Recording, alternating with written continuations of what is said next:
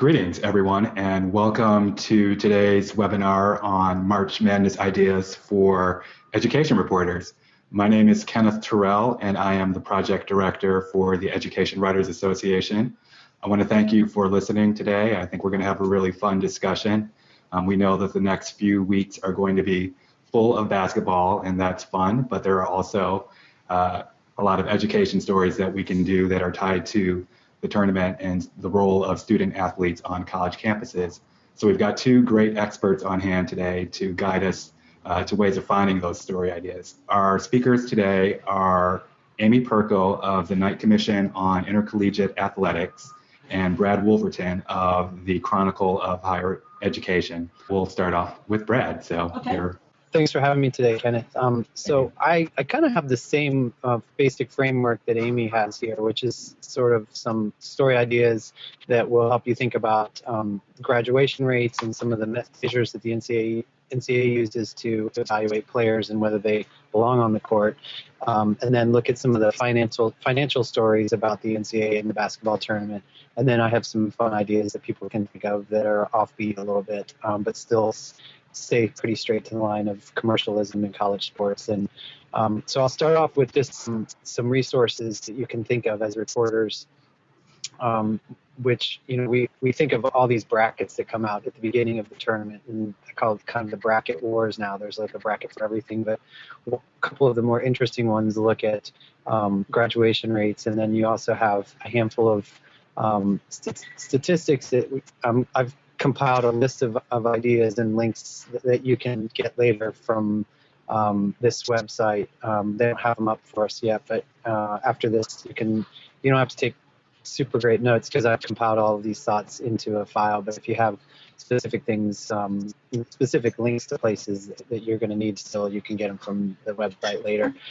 So about 90% of white men's basketball players graduate within 6 years, according to the NCAA's graduation success rate, and only about 65% of black men's basketball players finish in that time. These are some of the core issues that the NCAA is facing right now in terms of whether their student athletes at the highest levels are legitimate students, and they're facing all these pressures in court cases that I'll link to later for you and talk a little bit more about. But as you think about the issues besides just the games themselves, there's a lot of tension right now with regard to whether players are really students. And so looking at how your team is doing is something you can pretty easily do on the NCAA's website. There's a couple places if you just type in NCAA's graduation success rate, then you'll get the measures that are the most recent, over the most recent 6-year period of cohorts of players. It's not necessarily the kids who are on the court right now. There's a searchable database to look at GSR, which is essentially the NCAA's way of evaluating whether students graduate within 6 years. It accounts for it accounts for transfer students, unlike the federal graduation rate metric.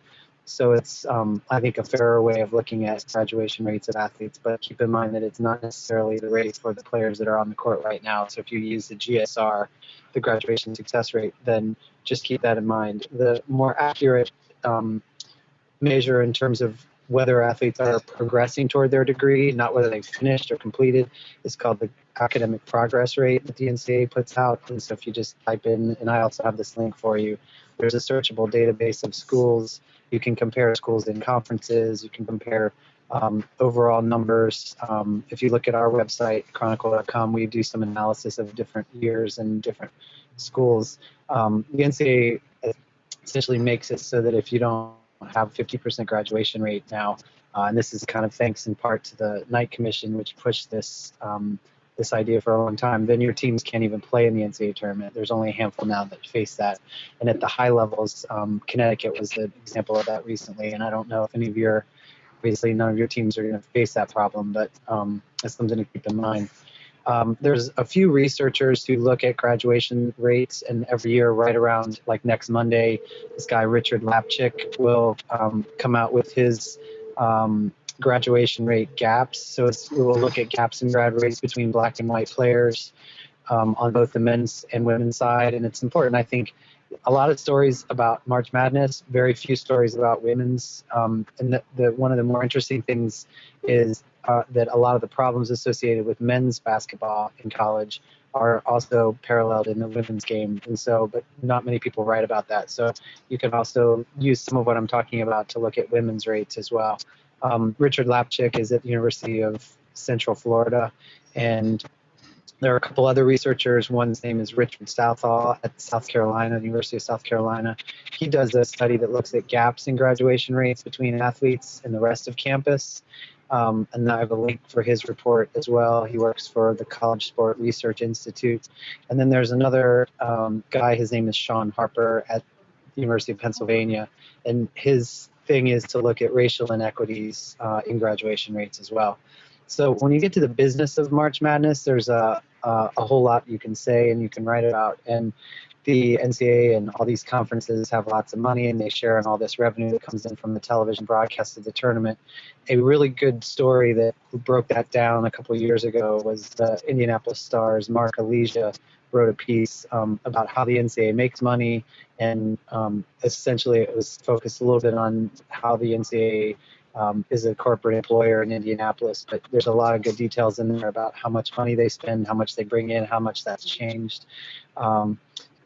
I think probably the most valuable resource you can find, aside from the Knight Commission's tool, which Amy hopefully will describe here shortly, is the USA Today's sports spending database, which has just a wealth of information, coaching salaries and how they've gone up and down. I think in particular among assistant coaches in relation to faculty members or administrators. You can search our website at chronicle.com to look at a lot of the increases or lack of increases on the faculty side. I think you're seeing like 2% average raises for faculty members in recent years versus, hundreds of percentage point gains among coaches over a recent 5-year span. So it's pretty dramatic. If you get USA Today, or if you see it in the hotels, you see these stories every once in a while on the front page where it's a breakdown of coaches' salaries. But we also look at recruiting expenses, university subsidies. I think if you had to pick out one issue that was probably more interesting than anything, it would be like how much money people are spending, how much money colleges are spending on sports, how that's changed. You could easily parse those numbers from USA Today's database. The education department also has a breakdown by school of it's called the EADA database, and we can put that link up as well. And it's basically, it tells you how much they spend by sport in big sports and how that's changed over time. USA Today's database is nice because it's more specific about recruiting expenses and certain things that I think you might find the schools have to report those numbers on what's called NCAA financial statements. And the USA Today works with the Indiana University's Sports Institute sports journalism program to compile all those numbers, and they do a lot of work that's really helpful. The spending database is just one of those things that they have on. I'll send you the link to that site. But if you just typed in USA Today's sports spending database, you'll come up with a page that will have a bunch of stories that they've done as well as links to these databases. One of the better stories I saw recently was how much money are schools spending per victory, and this was in football.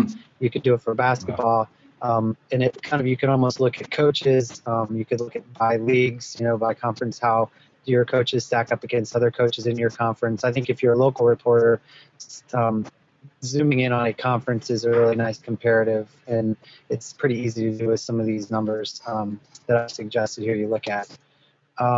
So there's some broader issues here you can get at. They're not so much story ideas, but I'll just give you a little perspective on what's happening in college sports right now. Are commercialism and higher education compatible? That's a big question that people are asking. The NCAA says that they are, and it argues that it's amateur model, where students obviously just get scholarships, room and board. They say that that's worth a whole lot of money, and in some cases it's worth tens or hundreds of thousands of dollars at some schools over 4 years. They say that their amateur model requires students to be serious students. And as I mentioned, that they require them to kind of have teams to have a 50% grad rate over a period of time to even get into March Madness. There's a bunch of pressures from Congress. They're not really convinced that colleges are giving players due process. They're not convinced that that the NCAA is basically enforcing its academic standards. The NCAA faces all kinds of other problems around the health and safety of players. I mean, other questions you might ask are like, in recent years, you've seen kids really hurt. There was a Louisville player who was injured in this grotesque injury last year on the court. Right. And you might take a look at stories like that kind of question whether, schools provide adequate insurance for players. And if so, if not, how is that potentially changing at that institution? There was a breakdown or a kind of a separation in college sports this year of the Big Five conferences. The power conferences have basically gone off and become more autonomous, and they've made some changes, including adding more scholarship assistance for players, which will go into effect this fall. Last year at the NCAA tournament, the big stink was around a player for UConn who, after the tournament, basically talked about how he goes to bed hungry some nights. So soon after that, the NCAA provided more schools the allowance, or permitted schools to provide more food money for players. You might just look at what's happened in that past year at your campus in terms of how much more is being done for college athletes and what's going to come next, essentially. One other issue on the table this year is this one and done phenomenon, like how many players actually leave after 1 year or two and through. Essentially University of Kentucky, which is going into this tournament undefeated. I mean, if you care about an issue-related story, not just about the sports, I think you can do something interesting on how what's happening right now with that. There's a big debate around eligibility of freshman athletes, and you could probably write something pretty smart about combining those two issues. There's a study that just came out in January from Monmouth University. I'll link to it on the site here later, that found that Americans on the whole believe that universities are spending too much time and emphasis on sports. There's a bunch of things that you'll see in coming days if you just kind of search around and read some of the coverage in the on national sites and papers. I don't know how much else you care about the other broader challenges the NCAA is facing. I have a few ideas for those that I can include in these set of links. The last thing I would talk about here is the tournament itself. Like if your team is leaving, there's some interesting stories now about how they're getting to the tournaments and how much time away from school the students are going to be spending. Particularly that one is interesting. Like if you just start asking questions about when they leave and how much time they're going to be gone. I mean, this is big bucks and big visibility for schools, so they're willing to take kids out of classes, and they're usually not on spring break, and they can miss, like if the game's on Friday, they usually leave probably Monday or Tuesday, so they're gone the whole week. And so just finding out what they do and how they manage their books and classes while they're on the road is maybe interesting. Then there have been some stories about actually the charter flights that take players all over the country and the very few number of charters that actually exist now. And the NCAA's got this big challenge of trying to get players from one site to the next, and the same planes use the same teams sometimes from different locations or opponents. It's a little crazy. There's a bunch of interesting stories on that. You've got like thousands of refs who call games during the season, and only 100 get the chance to work the tournament, and then like 10 only get to go to the Final Four. These guys mostly don't make much money from it, so it's kind of an interesting angle that you might consider.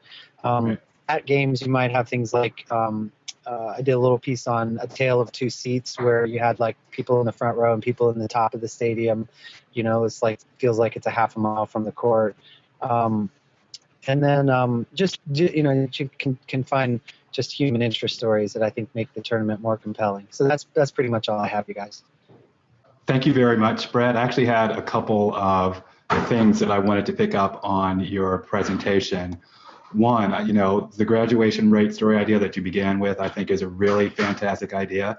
And that's something for education reporters, for any college that you cover, whether they're, just playing in their conference tournament or they make the big NCAA tournament or anything else.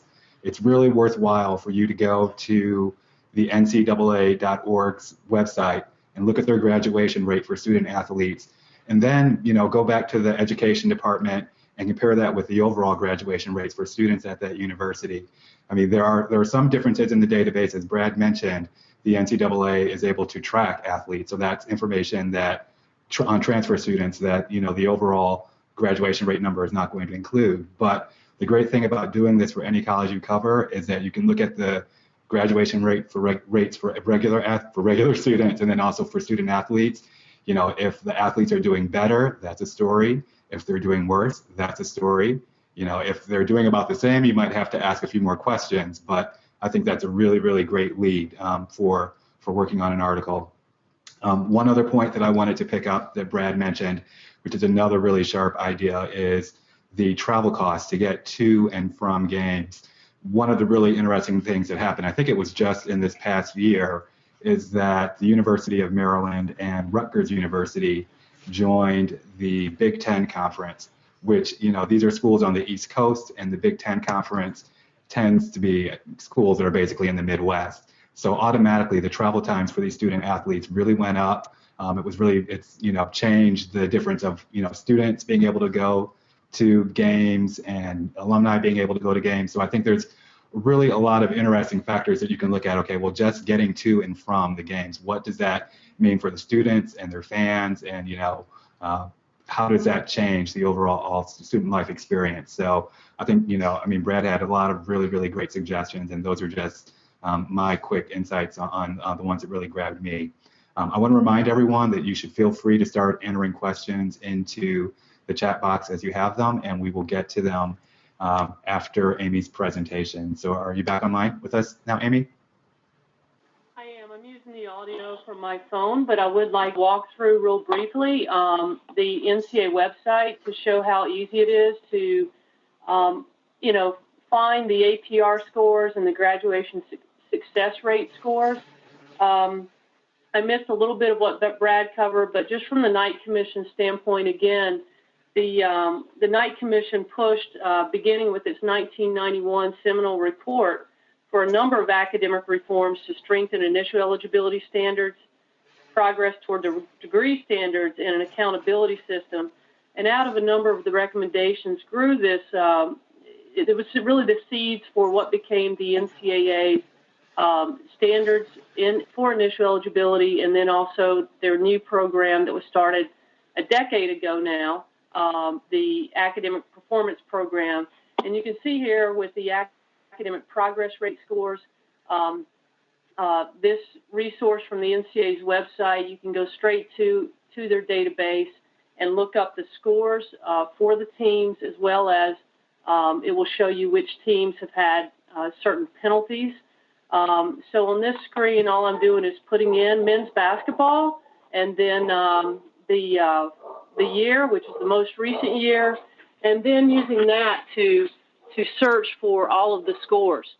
The Knight Commission did recommend that the NCAA adopt stricter standards for postseason eligibility. The NCAA did adopt those stricter standards in 2011, and they've been phased in over time. And you can see just from scrolling here what those scores are and which teams received postseason ineligibility standards. And, as that initial page also showed, you can go back in and look at graduation success rate scores, which also, the graduation success rate scores, that particular database, shows how they compare to the federal graduation rate. Obviously, the basic difference between those two rates are the NCAA's rate doesn't penalize schools for transfers out, and it also calculates transfers in. So just wanted to show this to you so you're familiar with this resource and how you search for those scores. So those are all the Division I schools. The other resource I wanted to show you is the Knight Commission's Athletic and Academic Spending Database. And this database contains academic and athletic spending trends for public schools in Division I. We get these data from a variety of resources, the USA Today, we have Ship with USA Today, as well as we use EADA reports and then the iPads for the academic spending. This initial about the data page, there's two really important graphs here that I think are important to understand kind of the financial infrastructure for Division I, and this is where the money goes. and then where the money comes from. And, as you know, that what this graph shows in terms of where the money comes from, it really highlights the vast difference. Division I schools, you have athletic programs with $3 million budgets, competing against schools with $1 million coaches. So March Madness really is the glue that holds these really diverse athletic programs together in a competition. In terms of the current issues that Brad touched on, the cost of attendance increases that many of the schools will be trying to cover in years to come. The big question for the schools, really outside the five most or highest resource conferences, are where that money is going to come from. And when you look at, I'll show you how to go into the database just on the opening page, and you can search any school. I'm going to put in Virginia Commonwealth because they've had some really great recent success in basketball. They don't have a football program. And you can see here what the trends have been with regard to their spending and then the institutional funding for athletics per athlete, because they've relied heavily on student fees and institutional funding for their athletics program. So you can look at it from when they went to the Final Four. I don't know when that is off the top of my head, but you can see, what's been happening with certain spending trends after a particular team has, reached some level of basketball success to see if that has any change in terms of their spending levels. And then you can go into a custom reporting and input a number of schools if you wanted to do for that and look at different metrics, look at, some trends in total coaches' salaries. You can pull those in for a number of schools and then generate a really quick report. So I won't go into much more of that, and certainly would be glad to show you how to use that custom report. Either you can give me a call and we'll go through it, or I can do a little bit more on this webinar if there's interest in doing so. But one important thing, the Knight Commission will be releasing updated spending data on this database next Wednesday, so we'll have the most recent data imported into the database for you. Just a couple other, one other area that I wanted to touch on is aligning the incentives with the values. As I mentioned, the Knight Commission has consistently called for a number of changes. One of those has been the way the NCAA revenue distribution model works. And this April, the NCAA will distribute $193 million to Division I conferences based on their success in prior tournaments. And this formula for the NCAA revenues heavily weights winning tournament games. So, the Knight Commission has called for revisions in that particular revenue distribution model so that it doesn't weigh winning in the tournament so heavily, and that some of the other funding could be, if it's revised, funding could be reallocated to really better support a lot of the health and safety mandates that have come about over the past 2 years, as well as doing more to emphasize the educational values and outcomes. So that is obviously a story we would like to see explored in terms of the reasons for the current revenue distribution model, ways it could emphasize educational values more deeply, why the model hasn't changed over the past 2 decades, particularly since the college football playoff and its $500 million payout did not exist when this NCAA revenue distribution model was created. Along the lines of just generally realigning the financial incentives with the values, there are, of course, in every coach's contract, incentive clauses, and a number of those incentives are tied to performance in the NCAA men's basketball tournament. There has been a recent move to tie some of the incentives to first ensuring that the academic standards are met before coaches receive those types of bonuses. The University of Maryland system, in fact, instituted a rule that coaches will not be eligible for athletic bonuses unless the academic thresholds of academic thresholds required by the NCAA are met by the team. I'm not aware of any other systems that have a similar mandate at this point, but certainly some institutions have put in some of those types of thresholds. Just a couple other things that some certainly have been covered or potentially could be an impact in the future. There have been a number of proposals floated recently to impact the academic issues. One has been the freshman ineligibility proposed by the Big Ten, calling for really a national conversation about the pros and cons. The Pac-12 has recently floated an idea of making basketball a one-semester sport that would start after the first semester. So, looking at these kind of ideas and what folks are trying to accomplish and how, there might be some different ways to achieve the same goals certainly is a story and an issue to consider. Obviously, the one and done issue gets quite a bit of attention this time of year in terms of elite freshmen who will compete this year and then declare for the NBA draft.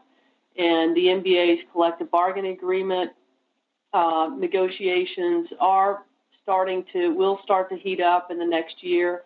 And the Players Association has already said they are not willing to make any changes to the current NBA draft rule.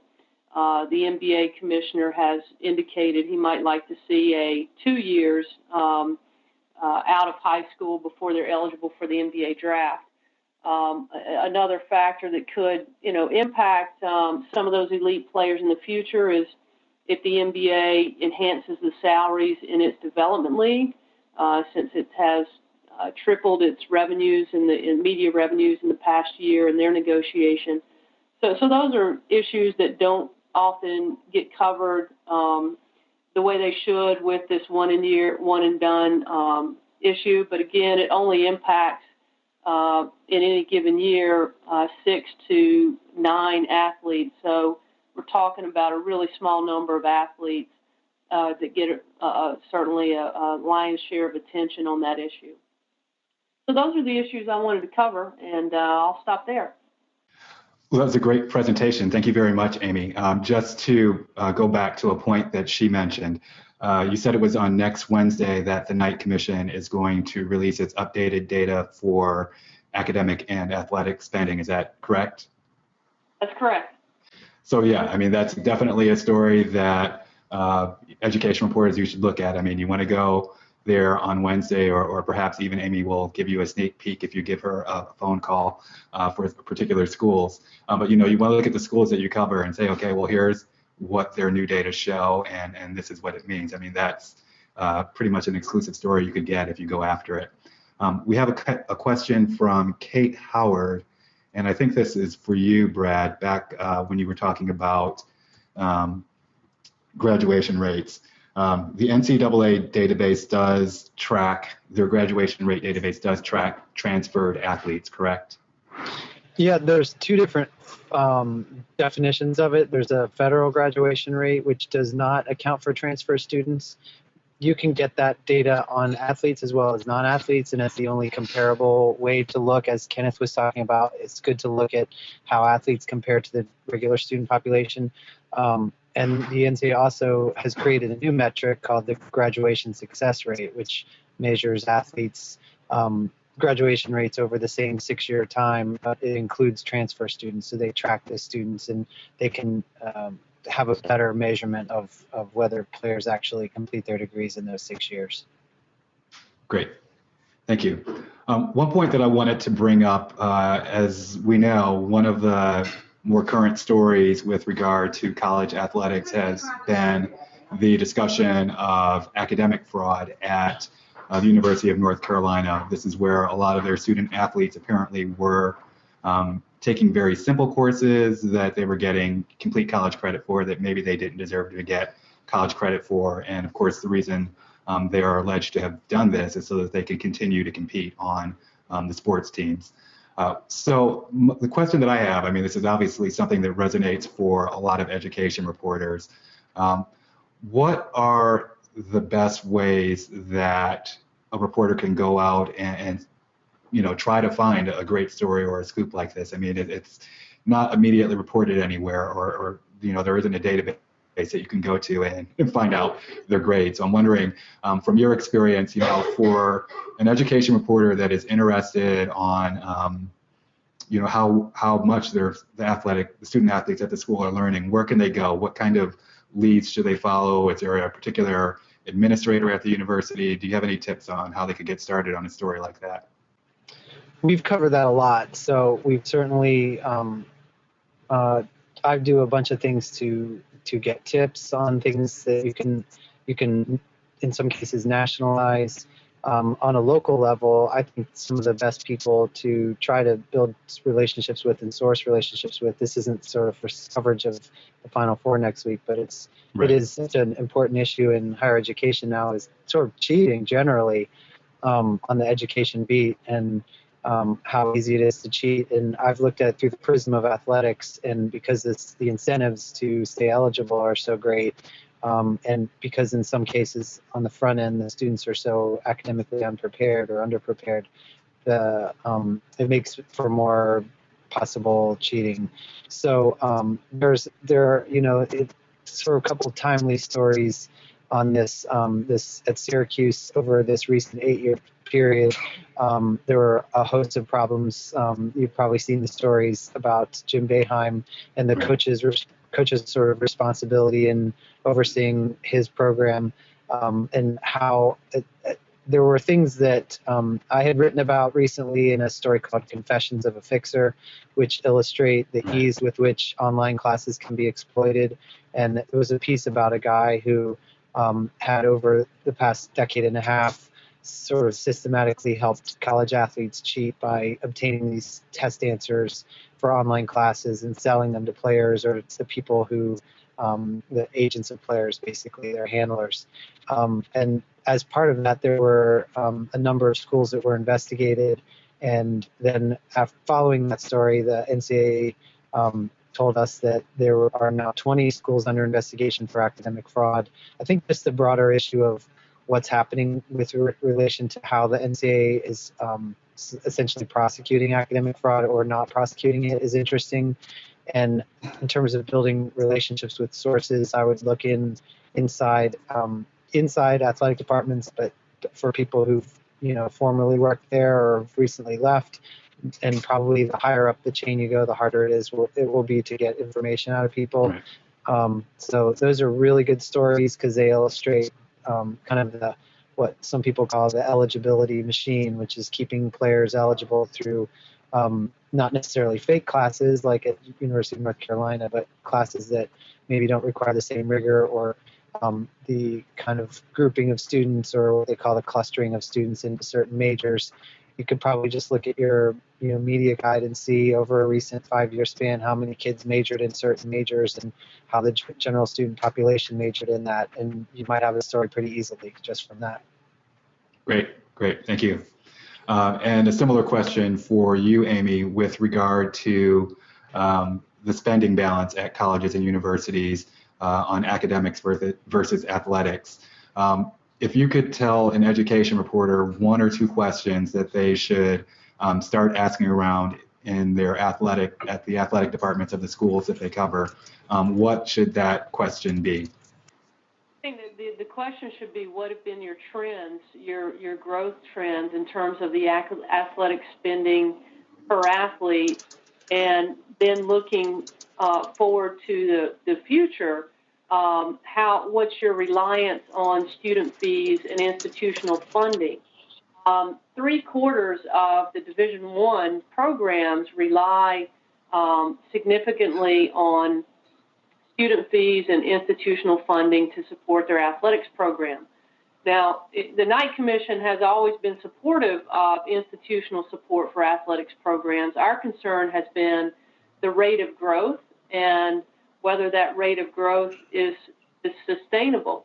And certainly we're seeing new financial pressures being placed on athletics department through, the voluntary decisions to enhance the athletic scholarships through the cost of attendance, and then what could be coming as well in terms of more mandated increases based on court decisions. And then also we're obviously seeing, more resources being spent with regard to health and safety. So certainly there's going to be, some significant increases in the future. And we've already seen some state legislative interest in the state of Virginia that that legislature is considering a legislative proposal that would put strict caps on the athletic programs with regard to how much of the funding could come from student fees and institutional funding. So some of those programs will have potentially in the future some, restrictions that potentially other states don't have. So I think, looking at, in particular, some of those programs that rely very heavily on student fees, what that could mean to their programs moving forward. And, there have already been a number of stories about how, some programs are dropping some of their sport programs so that they can put the resources into men's and women's basketball to stay competitive on the cost and expenses. UNC Wilmington just dropped 4 of its track programs for that purpose. So there's likely others that will be looking to change the way they allocate resources within their program. Great, thank you. And I think we have a follow-up question for Brad on the academic fraud issue. You said that there were several other schools beyond North Carolina that are under investigation or consideration for academic fraud. And is there a list of these schools anywhere, or where could a reporter go to find that information? There's not a list. We Right. do know that, that's what the head of enforcement at the NCAA shared that information with me. Right. And so there are 18 of those schools are Division I programs. So we know 18 programs are under investigation. I don't.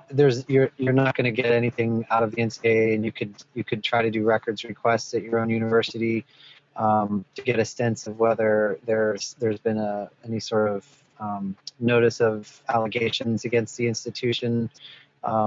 If you're in a big enough city, you're probably going to already know whether there is an investigation, because most reporters you guys are already out there doing that kind of thing anyway. Sometimes if you just have resources within the athletic department or former employees of the athletic department, you can learn that, because sometimes these investigations go on forever. I can't remember how long we knew that Syracuse was under investigation, but I don't remember knowing it 8 years ago, that's for sure. So Right. People cycle in and out of these programs pretty readily. So I think you could definitely find that out, but it would be tricky because then nobody's going to confirm it. So I think just the broader issue of academic fraud is still a relevant one and one worth exploring. And it's sort of at the center of a lot of the debate right now in college sports. And there are changes that the NCAA is considering. We've written a little bit about this, and I can put a link up about some of it, not just the 20 schools under investigation, but how the NCAA is hoping to broaden its definition. I guess actually that's within that same story.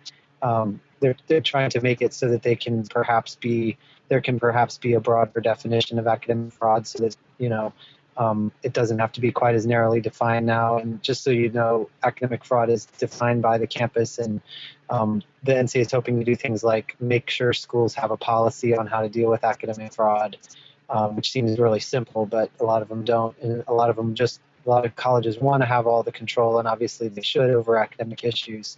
So there's a big tension between what the NCAA can actually do. And I think that UNC case is kind of going to be the big test of its limits. Right. And I also want to reiterate something that Amy mentioned in, I guess it was a response to the previous question. Student fees, the student fees that go toward college sports on campus. That's a really important story for reporters to look at.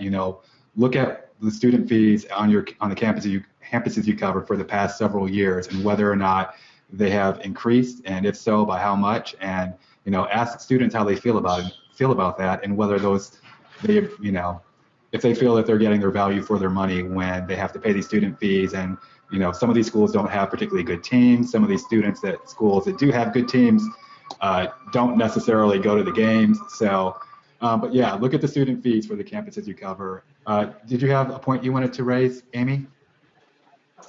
Yeah, just in terms of timing, two other big things that will happen beginning next week. The O'Bannon decision is being appealed by the NCAA, and the oral arguments for. And could you explain that for the people who aren't familiar with it?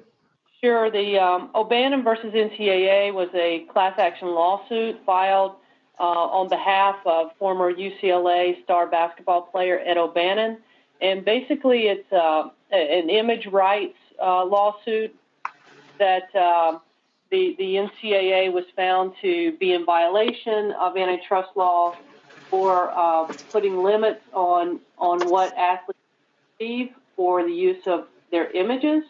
And the judge has put in place her ruling basically says that the NCAA cannot limit the value of the scholarship below the full cost of attendance, and that obviously has many of the schools were moving toward the cost of attendance before that ruling, but that certainly puts in place that issue. And then also that the NCAA could not put in place a rule that would limit institutions from providing to their football and men's basketball players $5,000 per player per year for the use of their names, image, and likenesses for commercial reasons, and that would include in-game broadcast.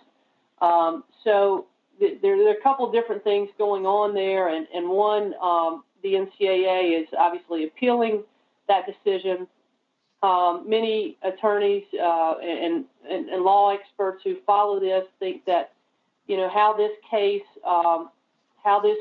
ends up will have a big impact on the other cases that Brad mentioned earlier. The Jenkins versus NCAA, which is the lead attorney there is Jeffrey Kessler, who brought free agency to the NFL and hopes to bring a free market to college sports. And so, many are watching this to see, obviously, what's going to happen not only with O'Bannon, but how it could potentially impact these larger cases moving forward. So you have that, but then you also have the fact that the NCAA and the institutions have to be prepared to implement the O'Bannon ruling this August if, in fact, they are not successful in their appeal. So there's lots of issues to pursue with regard to that. And again, those arguments begin next week. The other thing is, and this is not to bring up one of Brad's competitor, Brad does such a great job, the Chronicle does such a great job, but Inside Higher Ed is releasing its presidential survey next week in conjunction with the American Council on Education meeting. And they normally have some presidential questions and findings as relates to presidential opinions on issues in athletics. So that's certainly something that we'll be taking a look at as well. Great. Thank you, Amy. Those are really great leads for reporters. We always appreciate having a news hook to tie stories to. Well, this has been a really great discussion. I really appreciate your time, and EWA listeners appreciate your time. We are going to post on our website or either send up a follow-up email of the links that you sent us so that our members will have access to those. So we appreciate the time that you took pulling those together for us also.